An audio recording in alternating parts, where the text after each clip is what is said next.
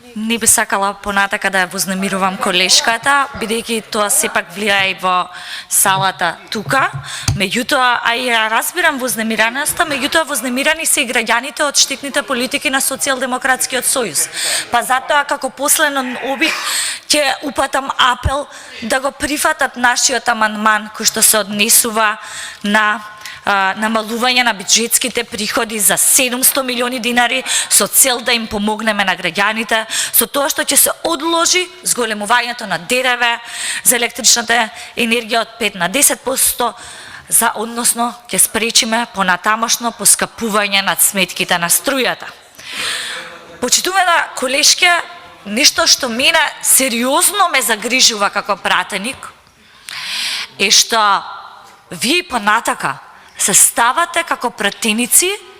во улога да ја браните владата по секоја цена, наместо апсолутно, ве молам да не се вознемирувате, наместо да се фокусирате на работата и на амандманите со цел да изнајдеме решение како да им помогнеме на граѓаните. Вие по секоја цена, најверојатно тоа ќе го видиме и во деновите кои што следат, вие по секоја цена ќе бидете спремни да го браните овој штетен и тоа како штетен буџет, во кој што непродуктивните трошоци и тоа како се зголемени, наместо да излезете овдека и да речете, ајде заедно ќе ја коригираме владата, ќе ја спречиме во штитните политики и ќе ги таргетираме средствата со кои што ќе им помогнеме на стопанството, на средношколците, на студентите, на самохраните родители и така натака, на просветните работници, на администрацијата, оно што го бара синдикатите. Но не, вие сте упорни да ја браните исклучиво само владата, без оглед на тоа што сте пратеник и ги представувате граѓаните. Тоа е особено закана за демократијата во Македонија и затоа ние често велиме дека со оваа влада имаме партикратија, дека партијата изедначивте со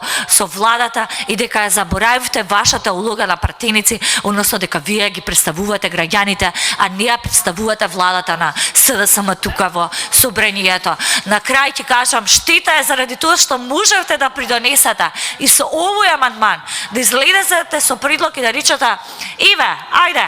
можеме заедно да разговараме и да го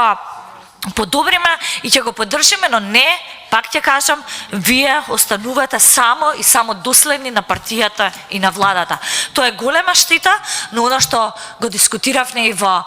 текот на оваа дискусија, многу наскоро од сега сите од нас ќе треба да се соочиме со граѓаните. Јас верувам дека исходот ќе биде исто како и на локалните, дека Социјалдемократскиот сојуз никогаш повеќе нема да биде на власт во Република Македонија.